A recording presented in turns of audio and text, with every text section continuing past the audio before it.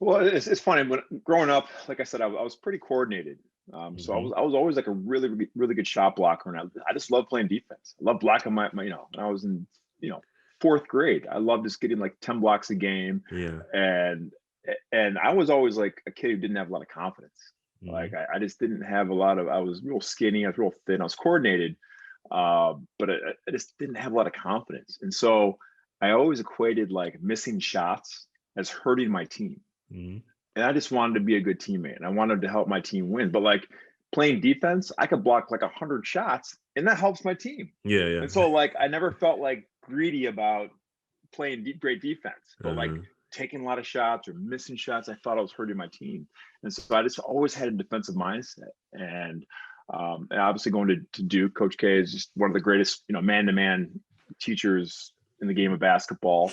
And I learned I put technique together with anticipation. I could always anticipate, but then I truly understood when to be aggressive, when not to be aggressive.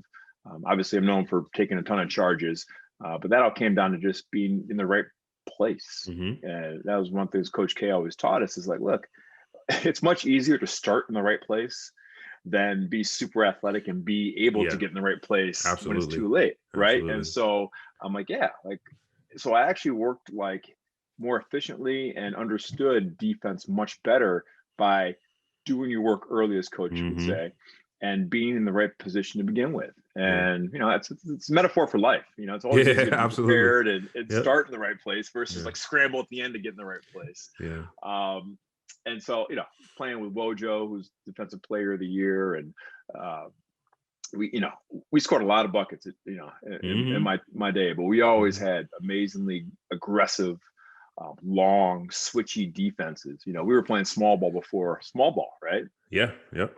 And it was super fun just to play the defense that we did, aggressive, switching, talking, attacking, and it was the perfect place for me. Yeah. It's funny that you mentioned like just being in position instead of having to get in position.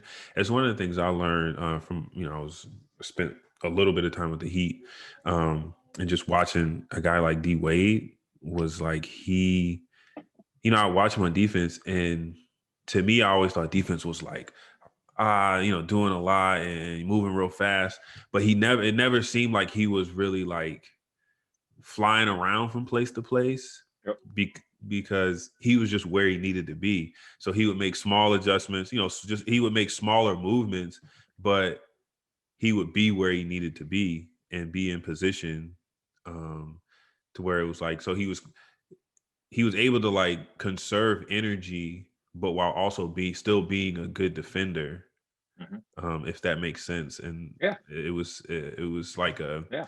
kind of an awakening for me to like understand like, oh, okay, like if you just get to where you need to be early, Yeah. you're not scrambling as much, and it Yeah. doesn't look quite as crazy. Yeah.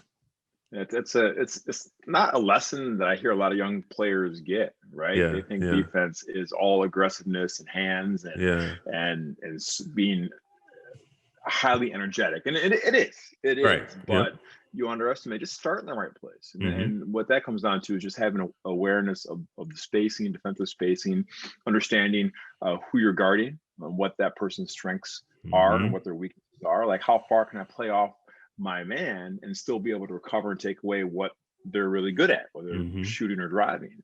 And defense is something that it just, again, it came naturally to me, and playing for Coach K, everything came out. But it really is just being able to think every second on the floor and not taking a break mentally.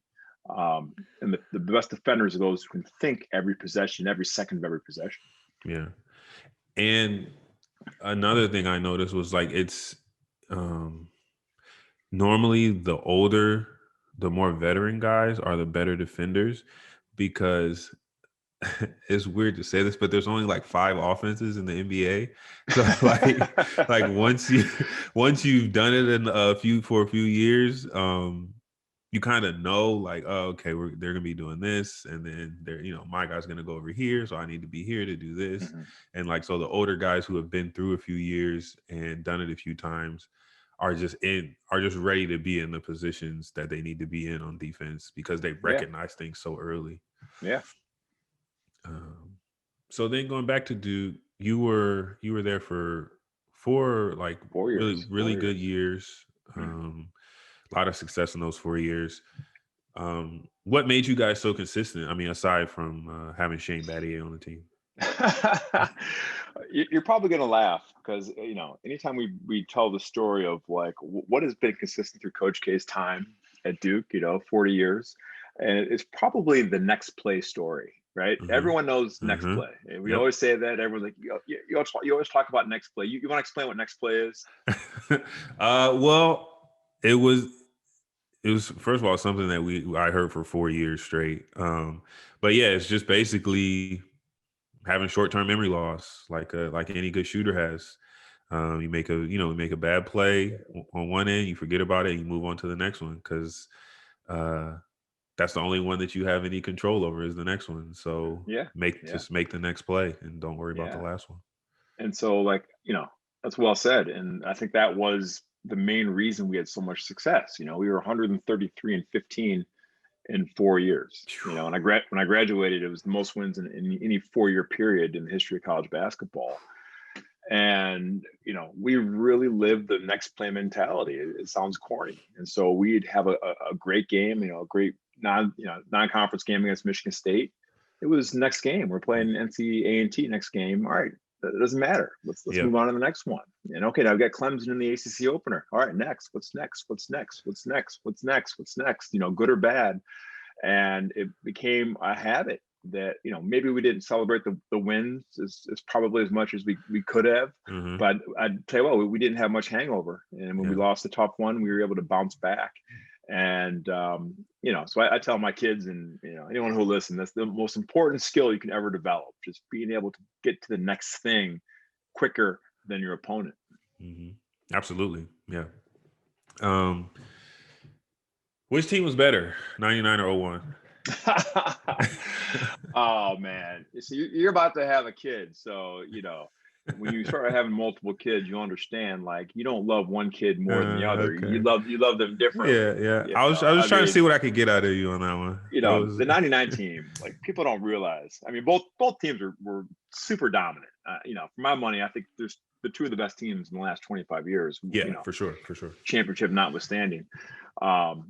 And we used to win games in layup lines in 99. Literally, people would be so like intimidated coming to Cameron, looking down at Elton Brand. You got Corey Maggette doing all these crazy things above the rim. And like, they just wanted to see what Duke team was going to come out. And we knew if we came out and put 16-4 on them in the first 3 minutes, and the crazies are going crazy, it was over. Yeah. It was over. And so it was like, Coach K used to tell us, look, it's okay to lose to Duke. It's okay. Like, you're never going to lose your job. The media is going to leave you alone if you lose to Duke, right? But you have to be the real Duke. You can't back into a win. You can't luck out for a win. You have the refs bail you out. If you show them that you are Duke and play with energy and passion, togetherness and communication, and jump on them, they'll rationalize and be like, you know what? It's okay. They're just better than us. Yeah. Right? Yeah. And that was the mentality. And so, like, we just try to jump on teams right away and tell them, hey, it's okay, you're taking this L today. Yeah. Yeah, that 99 team especially, I felt like you guys did that a lot. And that's one of the things that's really like a team skill that a lot of teams don't have is like not only the ability to come out and go 16-4, but then after that timeout to come out and go, 25-9. Yep. And then go, 35-12. And like, because a lot of teams can go 16-4 and then it's 16-16. Yep. And then it's like, okay, now we're just playing basketball. Yep. It's like that killer instinct. And I remember, we used to talk about that a lot in game, was like, there are teams have breaking points.